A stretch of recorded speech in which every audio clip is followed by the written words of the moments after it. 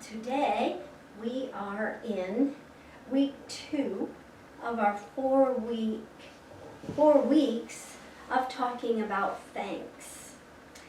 And this week's title is Gratitude is a Great Attitude. So a reminder from last week. Last week we looked at giving thanks. We looked at who we give thanks for, what we give thanks for, and how we give thanks. Now I truly and deeply hope that you did what I did and you took that home with you and you used it and you practiced and you grew in the ideas for the way that you give thanks. If nothing else, that you became more cognizant of how those things occur within you and for you. So I do hope that each of you use them to move into a deeper understanding of how Thanksgiving moves us, each one of us personally, into a greater sense of joy, a more solid sense of peace, and a serene feeling of love. For Ernest Holmes tells us, as you have on the handouts there is something in this attitude of thanksgiving that carries us beyond the field of doubt into one of perfect faith and acceptance, receptivity and realization. So for me, before we can be carried in the direction of faith, acceptance, receptivity, and the realization or manifestation of whatever it is we are working with, we must be willing to focus our attention on the act of thanksgiving. We must be willing to recognize and awaken ourselves into understanding how we operate. We personally, each one of us, a little differently probably. And this requires us to engage our gratitude as our personal great gratitude.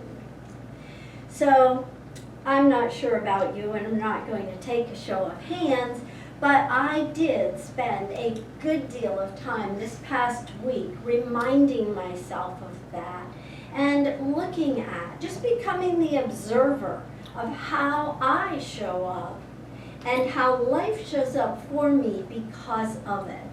And for me, it was personally rewarding. So I want to give you an example from my life, and there were many. There were many this week, and one day in particular, there were many just in the one day. It happened that I went to Mayo Clinic to have my 6-month bladder checkup, and all was great. So of course that's a huge gratitude, right? Whenever we get good health news, it's always a huge gratitude.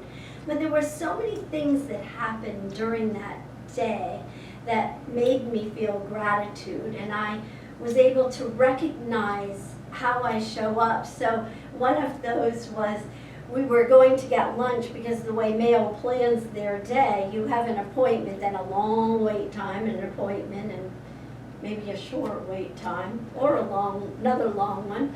But anyway, we planned our time to go get lunch, and I realized that I'm so thankful that we're going to have lunch here at this restaurant at the hospital, and I'm so excited, and we're walking along holding hands, and I'm like, David, are you as excited as I am about this lunch?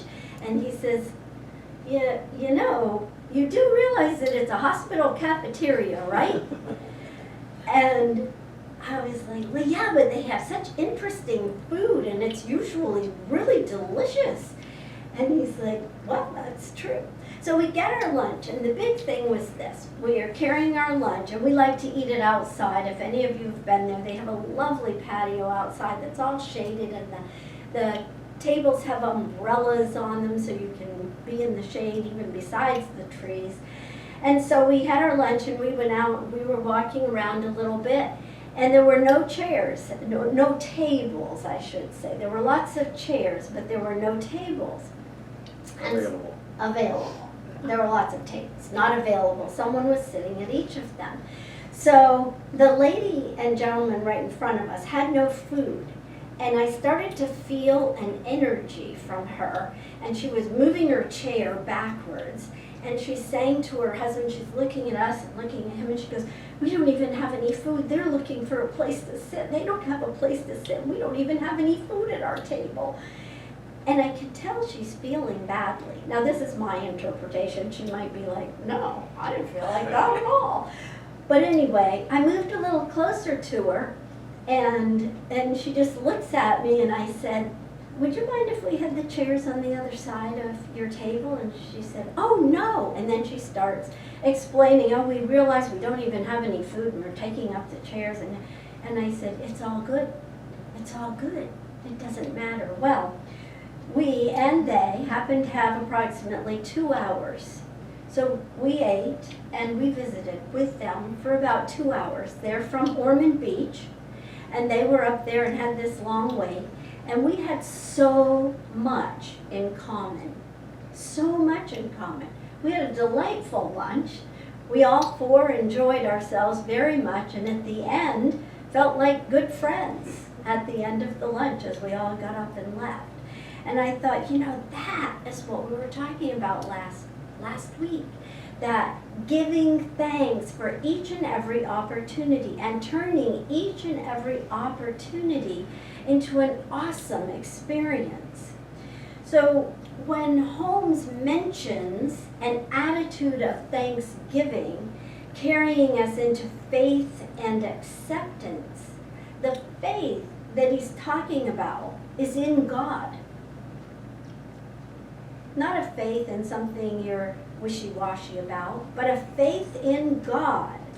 So as the thanksgiving is being poured forth, a greater connection with those around us is able to find a free-flowing path, an easy path. God goes before us and makes the crooked way straight. And since God is all life, we find within our experiences meaningful connections and greater commonalities. That circles back, providing a deeper faith in the process of being God. My thoughts on appreciation and attitude of gratitude are, when Deborah and I were first together, she would get up in the morning and she'd immediately go over and sling the curtains open and sing, "It's a beautiful day." Can you imagine that? Every day. And it would sometimes kind of annoy me a little bit because I'm waking up to the bright light and the cheery energy, because I prefer to kind of transition out of bed. But now I love it. In fact, it's one of my favorite things about her is her attitude and her gratitude and her positive energy.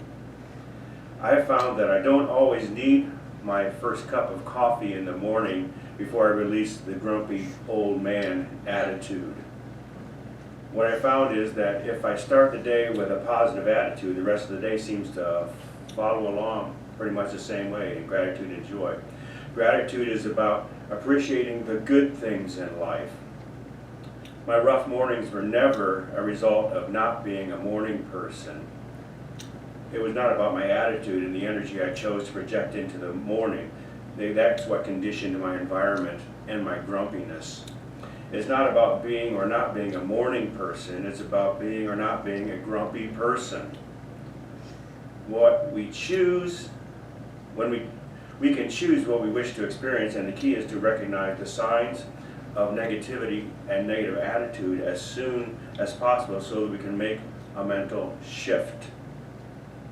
So here's the question: where is your attitude on a scale of negative to positive, or from grumpy to grateful?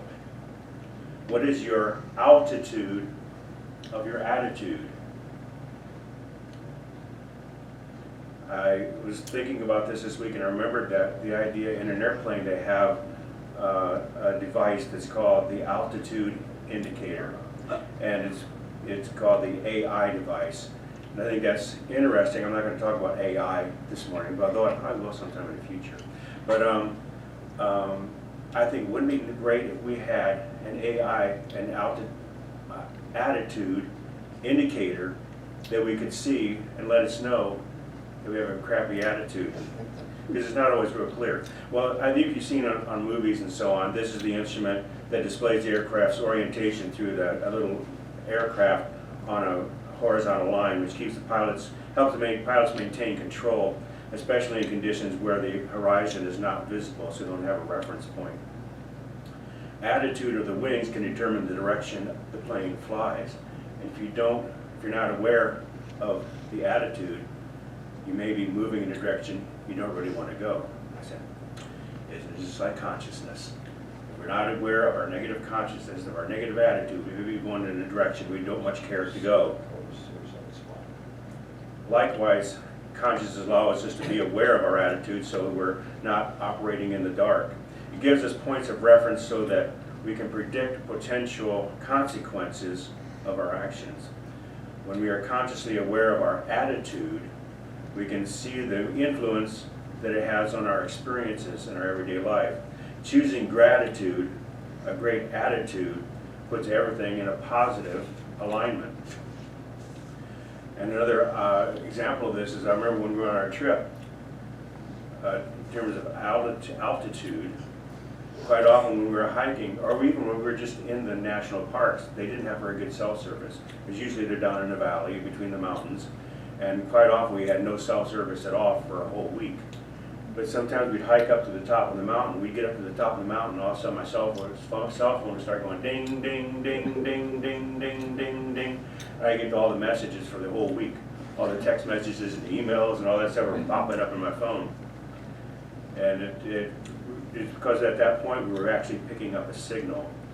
When we employ a higher level of attitude, we can get above the clouds, out of the valley, beyond any obstructions, and our reception is clearer. I love that, and I love that idea of the reference point that you brought up. That could be a whole talk, really. Mm-hmm. What is our reference point? It's God. In every moment, it's God. How am I showing up as God right now? Ernest Holmes and his brother Fenwick wrote a book together called The Voice Celestial, and it's very poetic. And I'm going to share just a little bit from it. They write, "For all tomorrow's good may rest today upon your gratitude. For he who gives thanks before the wine is pressed from grapes, still clinging to the vine, has shown a faith above, beyond the present hour, and his thanksgiving holds the future flower." Simple poetic words that speak of volumes to where our attention is in life, and keeping it on the gratitude before. So giving thanks for the wine while the grapes are still on the vine. Kind of a really interesting idea, isn't it? And getting ourselves to that point where we are doing that in our life is so rewarding.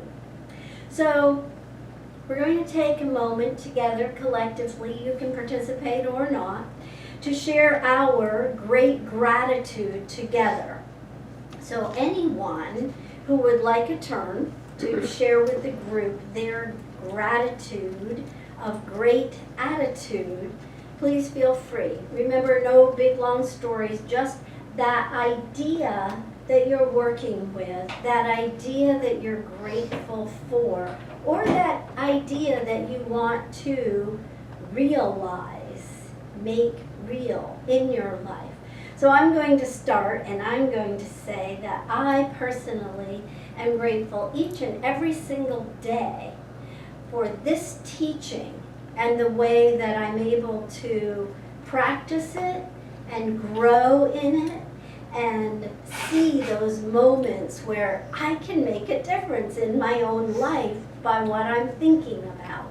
This teaching is moving. Anybody else?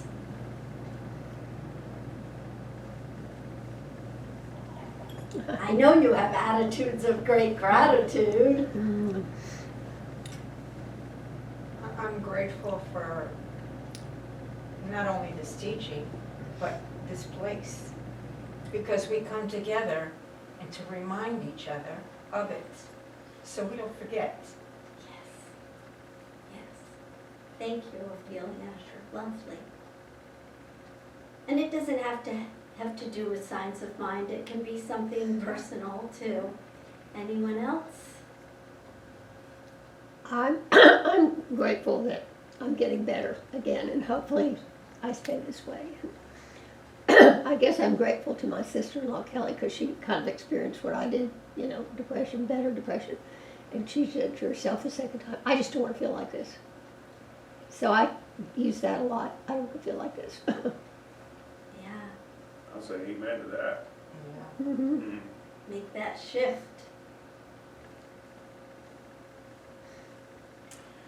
I'm always grateful for the butterflies, birds, bees, and flowers. Always. Every day.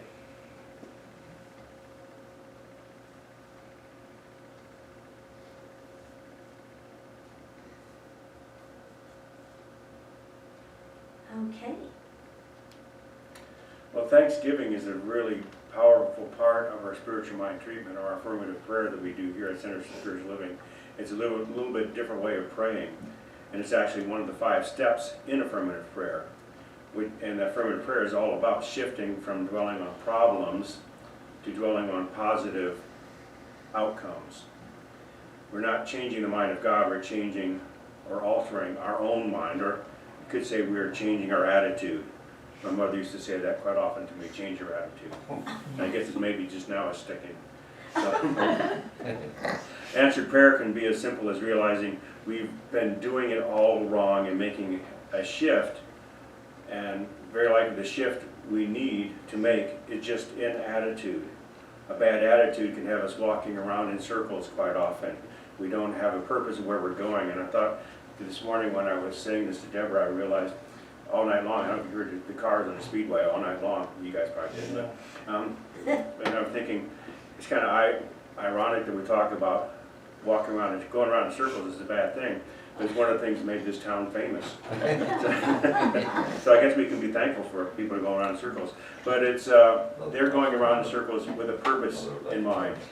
We quite often walk around without a purpose in mind, aimlessly walking around in circles.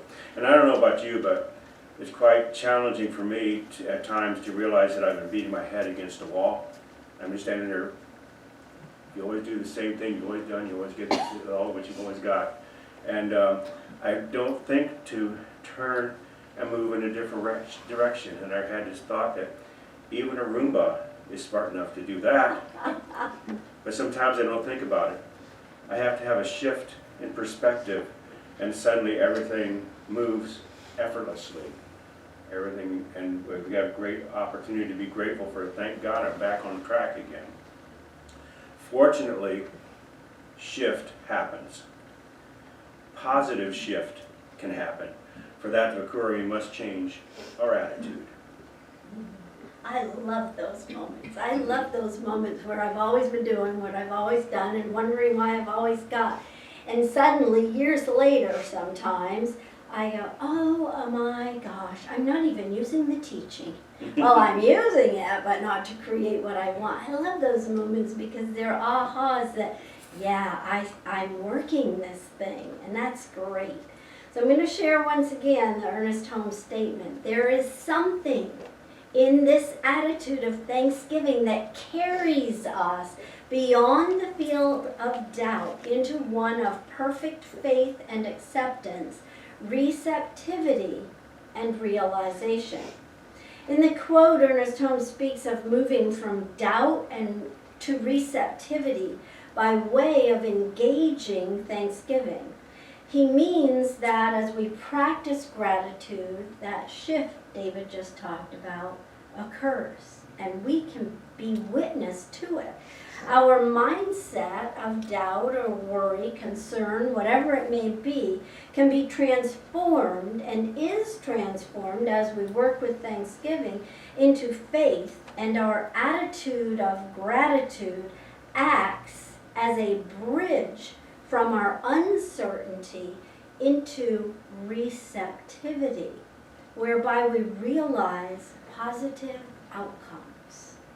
So it's a process that occurs within us. Our thoughts become belief systems that realize good, and that realize that good is already present and it's accessible to us. And it's accessible to us and for us now. Our focused thoughts of gratitude truly transform the experience that we are having. I don't know about you, but have you ever been in a situation where, everyone around you could even say, "Ooh, that's bad," or "Oh, I'm so sorry you're going through this," or whatever, and your head is so far above the clouds, you're only seeing the sunshine. Have you had those experiences? I hope so. If you haven't, look for one. So I had one when we were traveling. The short story is that I backed off the sidewalk and fell, and I cut my leg up pretty badly. But it happened to be in a place called Sunset Volcano Crater National Park, which if you haven't been, have you been? If you haven't been, you want to go. Everything's black, and just don't step off the sidewalk because that's not pretty, and you will have to go to the doctors and have special cleansing and special shots from the volcanic ash and dust. But the next day after this occurred, and this was our last stop before we headed east, and the next day we were riding down the road, and I said to David, "Oh my gosh, we have seen such splendor and so many colors, and yesterday at Sunset Volcano Crater National Park was the perfect day to end all of our sightseeing before we head home, because everything was a whole new color. Everything was black. It was rock. It was hard. And it was just magnificent. I would never have thought I could have seen anything so glorious. And when I told him that it was just the perfect place to be, he said, "Well, look at your leg. I'm not sure that perfect would be the right word." And then I looked at him and we both just started laughing. We were like, and it was absolutely perfect. We got whatever we went there to get, whatever that was. And more. And more. But it's all about how we look at the situations that occur in our life and what we're going to do with it. So it has been said that doors open to positive changes as we give thanks and acceptance for the current state of our life, trusting that life's blessings are ever present and available to you now. They already exist in the mind of God. A mindset of gratitude creates a powerful, affirmative consciousness that helps manifest desires, your personal desires, and brings goals into reality. So with this in mind, and taking this forward with us this week, to remember to give thanks for the wine while the grapes are still on the vine, let us pick up those papers and let us share these words together. There is something in this attitude of thanksgiving that carries us beyond the field of doubt into one of perfect faith and acceptance, receptivity, and realization. It just feels good to say it, doesn't it? And so it is.